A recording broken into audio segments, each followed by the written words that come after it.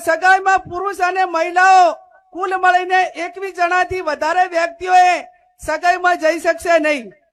સગાઈમાં પોતાના કુટુંબમાં તનના જે હગા હોય એને લઈ જવા, બીજાને કોઈને આમંત્રણ આપવું નહીં. સમાજના તમામ પ્રકારના પ્રસંગોમાં કોઈ પણ પ્રસંગ હોય એની અંદર ઓઢમણામાં કપડા કે દાગીના લઈ જવા નહીં. તમામ આપણાથી રીત રિવાજો પ્રમાણે રોકડમાં ઓઢમણું કરવું. સગાઈમાં માત્ર કેટલી વસ્તુ લઈ જવાની રહેશે? સાડી, નાળિયેર અને રૂપિયો. આ ત્રણ જ વસ્તુ સગાઈની અંદર લઈ જવાની રહેશે. બીજી કોઈ પણ પ્રકારની વસ્તુ લઈ જવાની રહેશે નહીં. 12 માસ લગ્નથી આજે પશુપાલન હોય, ખેતીવાડી હોય, ધંધા રોજગાર બધા ખોરંભે જાય છે. વર્ષમાં 2 માસમાં જ સમાજના લગ્ન માટે તારીખો નક્કી કરવાની થાય છે. વૈશાખ સુદ એકમ થી 15 દિવસ પૂનમ સુધી, એટલે વૈશાખ મહિનામાં અજવાળિયામાં 15 દિવસ અને મા મહિનામાં અજવાળિયામાં 15 દિવસ આખો ઠાકોર સમાજ એ પોતાના ઘરના લગ્ન હોય કે સમૂહ લગ્ન માટે છૂટ આપેલી છે. પણ વ્યક્તિગત લગ્નમાં 2 મહિના જે આપણે નક્કી કર્યા છે એના 15 દિવસ, એના પછી કોઈ લગ્ન કરવાના રહેશે નહીં. ત્યારે લગ્ન મૂકવાની પ્રથા સદંતર બંધ કરવામાં આવે છે.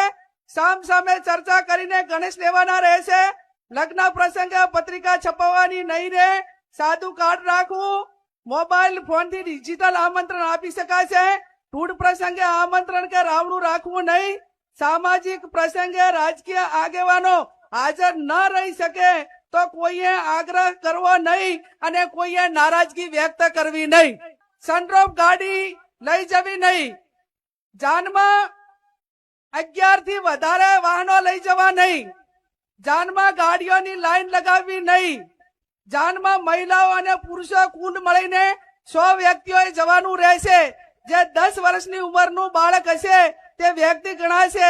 જાનમાં વધુમાં વધુ 2 ઢોલ લઈ જવાના રહેશે અને જાનમાં શરણાઈ લઈ જવા માટેની છૂટ આપવામાં આવે છે.